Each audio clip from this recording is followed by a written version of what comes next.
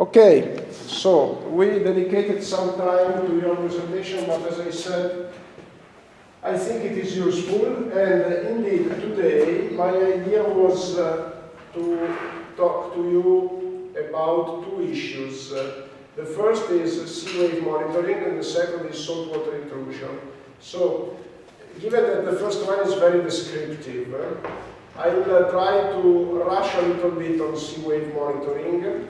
And because, as I said, it's very descriptive, and I want to get back some of the time that we dedicated to the presentations. Let me just open another website, because here it's not easy, because I don't have the PPT for this, and therefore I want to use the Blackboard, and I want to show you on the screen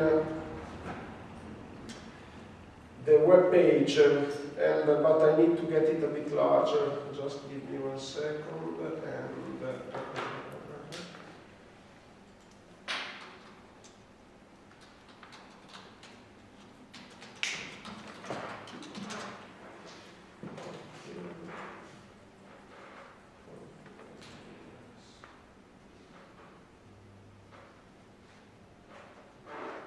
So, sea wave monitoring is extremely important for getting information, data on wave behavior.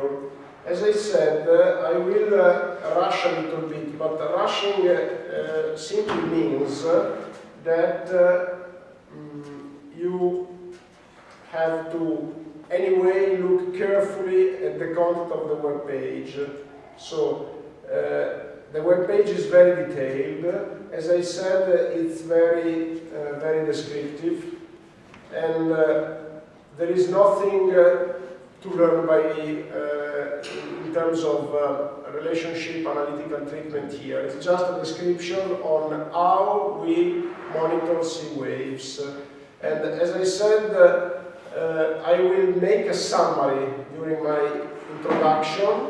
And what you have to do is simply to look at the content of the web page, read it, study it a little bit, and I'm sure that you will understand everything.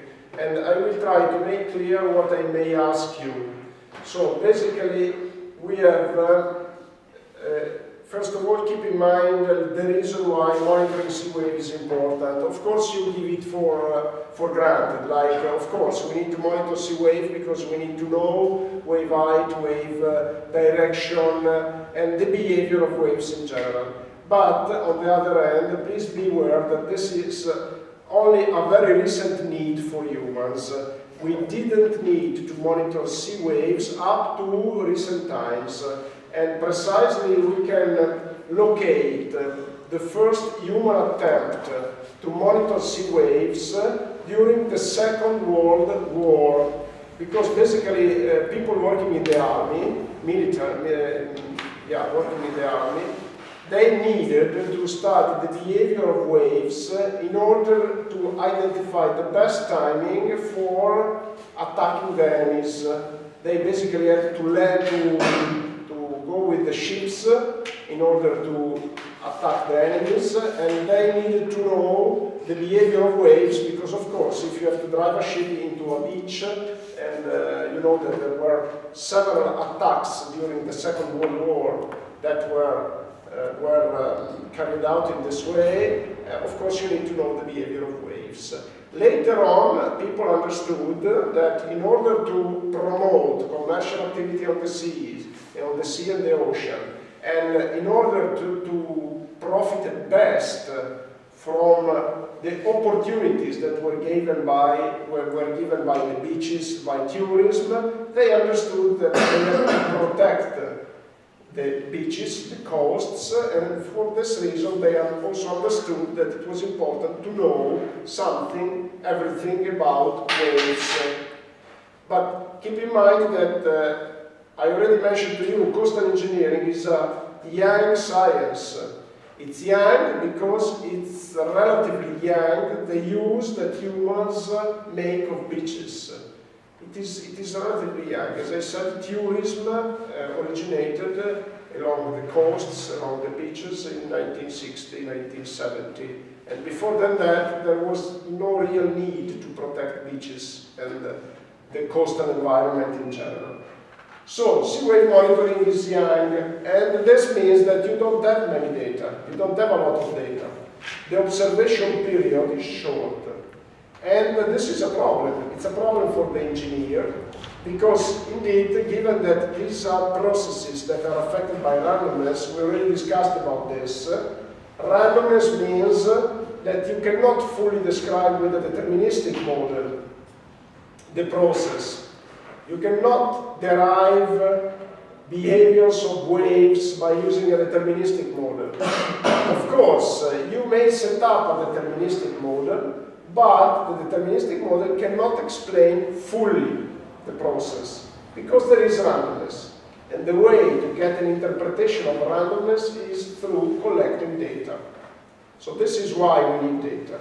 And the same reason why we need data on rainfall, we need data on wind speed, because these are random processes. There is a physical basis, but we need to mix the two approaches, physical understanding and understanding randomness, and therefore we need data. But as I said, we need data for a long period, and this is a bit of a problem. So if you look for data on wave behaviors, it's very unlikely that you find data for a period that is longer than 20, 30 years. Because in several cases we started in 1970, 1980, 1990. And therefore you don't have a long set of observations. And this is something that you have to keep in mind.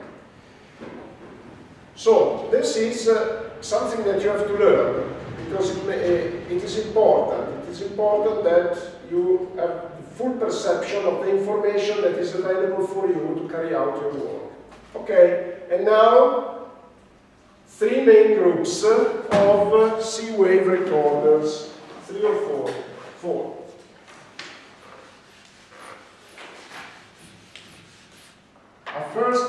The first 3 groups are very easy to remember.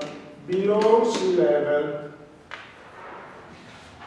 So these are sensors that are placed under water, and then we have sensors placed that are floating, placed at the level of water, so sea level, above sea level, precisely what is written there.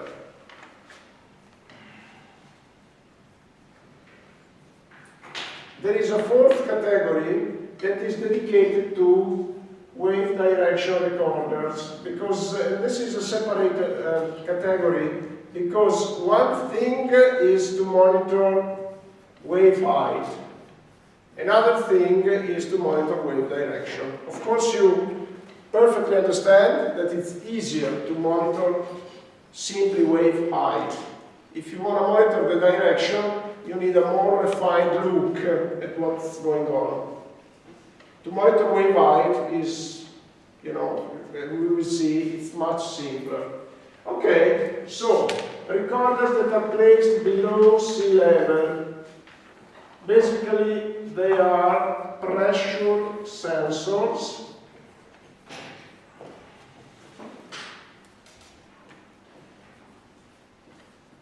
And another category is echo sound recorders.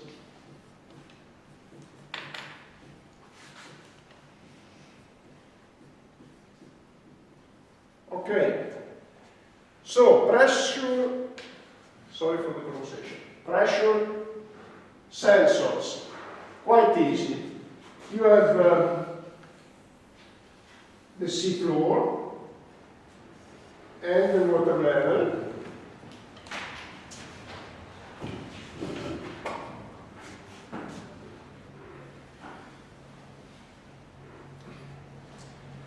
So you put a sensor here,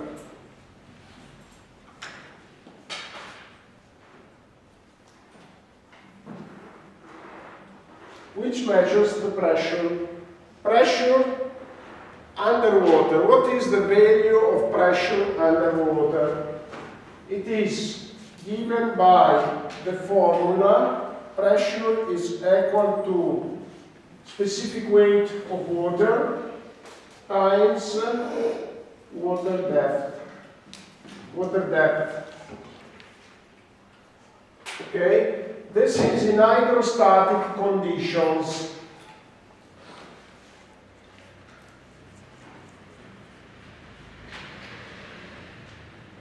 Hydrostatic. What does it mean, hydrostatic? Literally, it means that water is not moving. Actually, this assumption is acceptable even if the flow is occurring slowly or with under some hypothesis assumptions. And we don't go into the details of these hypothesis assumptions. Let's just say that this is a reasonable assumption, the hydrostatic condition for the sea. And of course you understand that if there is turbulence, if there is water moving quite rapidly, this is an assumption that becomes weaker, because one thing is water that is in steady state is not moving, it's just static. Another thing is water that is moving with turbulence. You understand that turbulence may increase the pressure or may decrease it. Of course, because if you imagine a situation where you have a lot of turbulence, it means that water also is moving from the bottom to the top, and when it's moving to the bottom to the top, you are lowering the pressure on the seabed. When water moves from the top to the bottom, is increasing the pressure. This is quite obvious, quite easy to understand.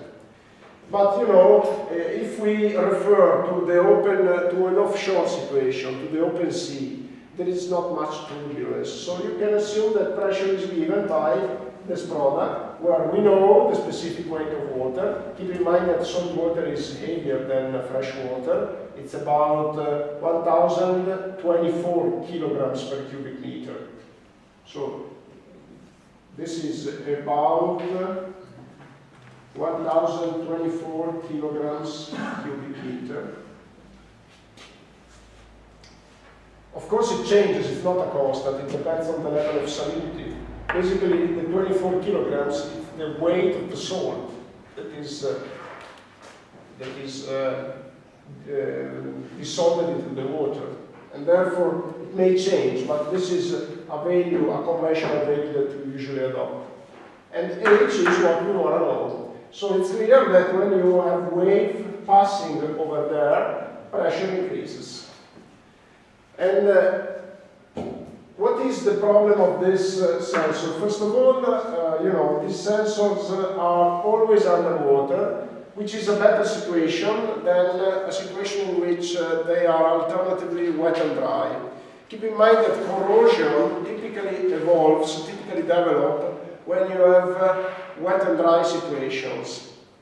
And because, you know, corrosion also needs oxygen to develop, and therefore this is the most critical situation, wet and dry.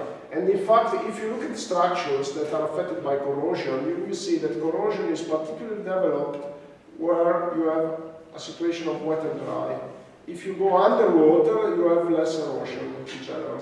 So basically they are protected a little bit, and also are protected by extreme events because they are well underwater. The problem is that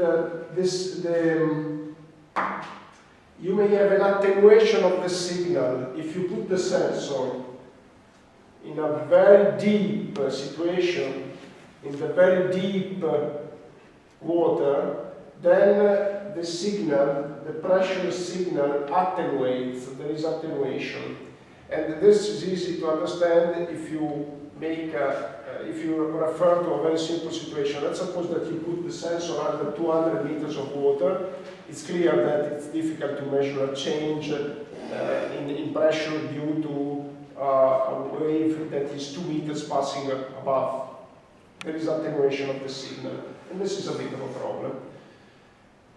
And this is one first category. These are much used because even if you have attenuation, this sensor, which can be connected with a cable to a receiving station, but today we also use transmitters because the cable is always, something that may be problematic. This is a solution that is still widely used. But we have also EcoSound recorders. The EcoSound recorder is a different type of sensor that sends a signal, a sound signal, towards the surface, and when the signal gets to the interface between water and air, it gets reflected. So by measuring the velocity, the timing of the signal, and by knowing the velocity of the signal, we have a way to measure the water level. And this doesn't suffer from attenuation, so this is an advantage. These kind of sensors, both of them, they are more reliable for increasing wave period and, of course, for increasing wave height. Increasing wave period, why? Because it means that the wave is slowly moving. If you have a short period with frequent up and down, then it becomes more difficult for this kind of sensor to detect the change in pressure or to detect the timing of the signal, because if you have a very quick change of the water level along a time scale that is comparable to the time interval taken by the signal to go up and down, then you understand that the signal becomes affected by noise. Okay, this is the first category of sensors. And this is what, you can find written here. We have to wait, okay, it's already there. Below the sea surface. So you see it's very short. Recorders measuring at the sea surface. A first category of instrument is the staffs.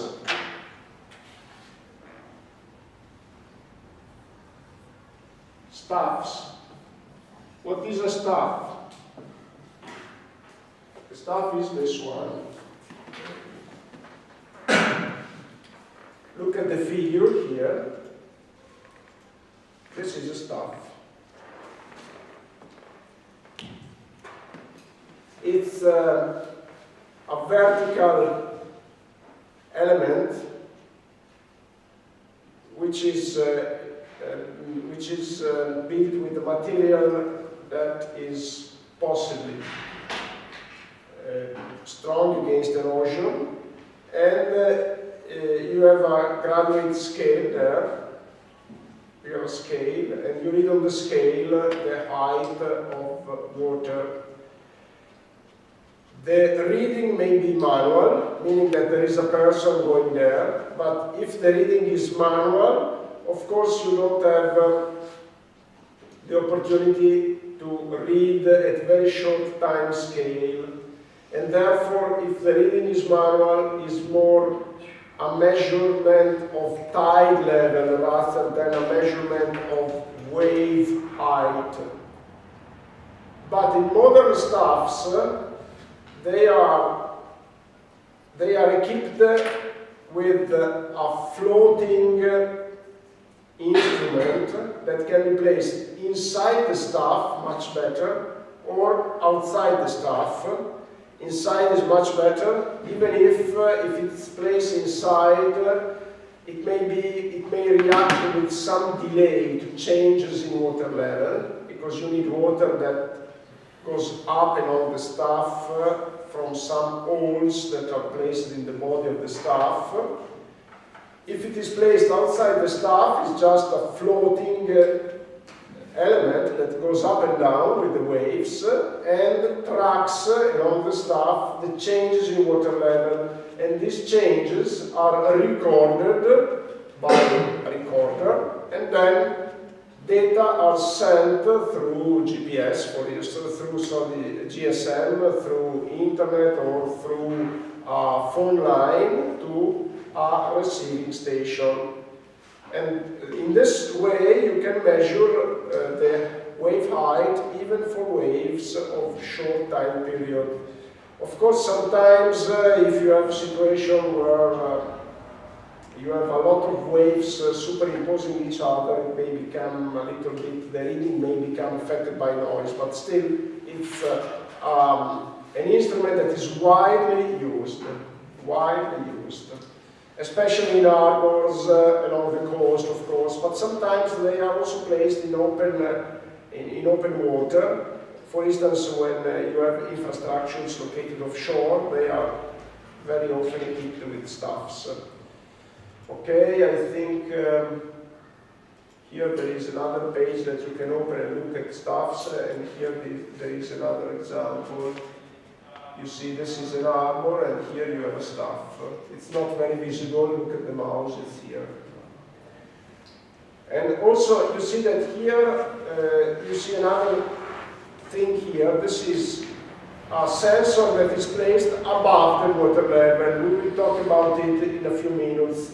And this is, it's a sensor that sends a signal, maybe a sound signal or a light signal, that is mirrored by the water surface and then goes back to the instrument.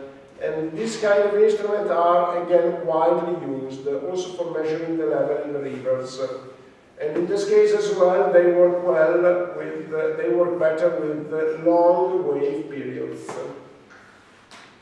Okay, and you see a staff here. And this is a staff with an internal floating element, I would say.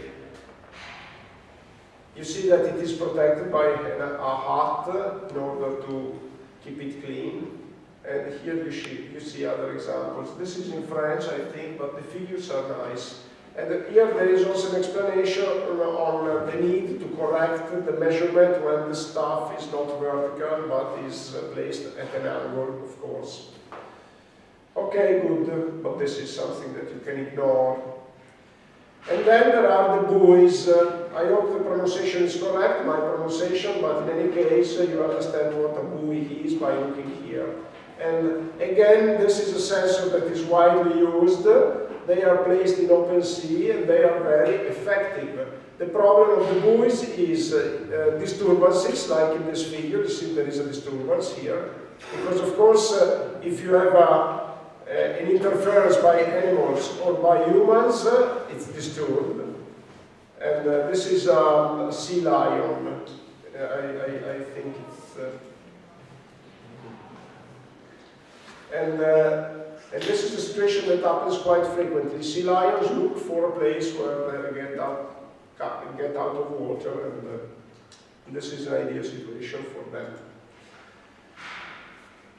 And the buoys are, again, they may have automatic recorders, and they may send the signal through the phone line or through the web, through the wireless, for instance. And in some cases, even if, especially if they are of big size, they can be equipped with different sensors in the perimeter of the buoy, and therefore they can also get data on wave direction. Because, of course, if the buoy is quite large, the sensor gets the increase of water level on one side first and the other side a bit later. So, with the difference in timing, they can decipher where the wave is coming from, which is very useful because, I mean, we also need, as you know, data on wave direction. Okay, and then there are the recorders measuring above the sea surface. And we can use sensors that send a signal, like we said before. And let me see if I am forgetting something. Yeah, because I want to prepare the blackboard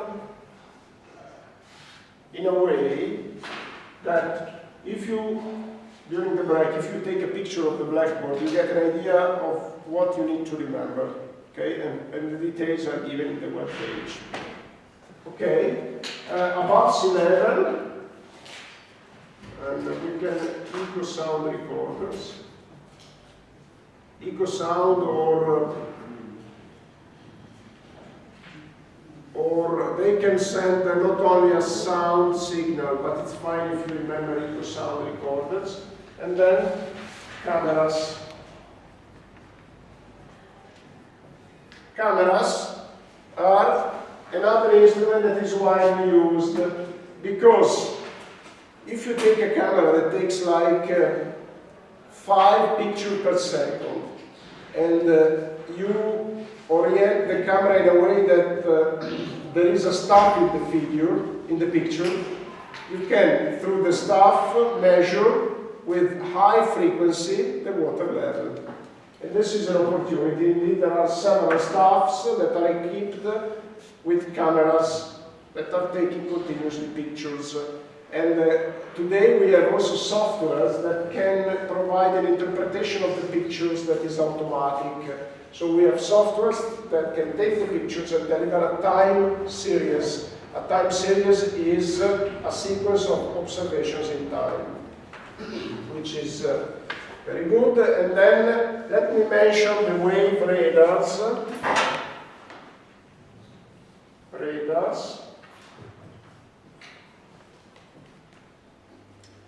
The radars send a signal that is reflected by water. And by measuring the reflectivity, so basically by measuring the timing of the signal, they can detect the height of water. And these are providing interesting opportunities today. There is still some uncertainty. And keep in mind that for large-scale measurement, there is another opportunity, which is given by satellites. So, for instance, here you have a measurement of the topography of the ocean taken by a satellite.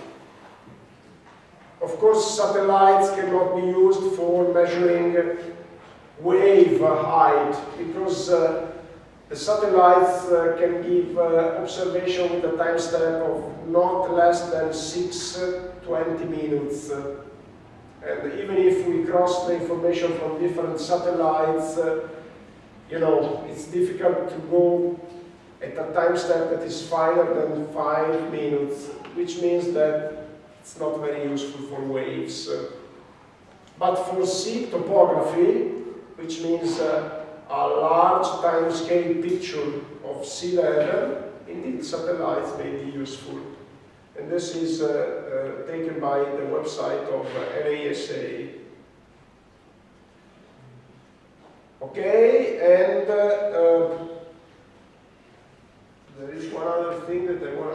Okay, wave direction. Wave direction is normally taken through video camera.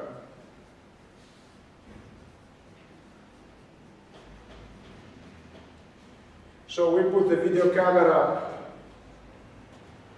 inside our room, looking at the sea, and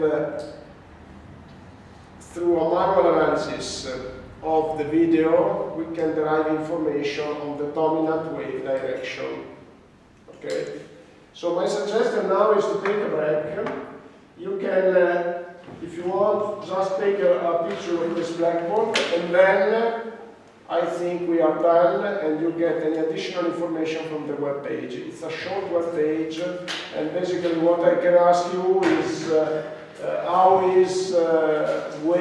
are wave behaviors monitored, and it's just enough if you talk about this classification. You may say why monitoring is important, and then talk about this classification and provide a brief description that is basically what I just told you. And for more details, you may refer to the web page.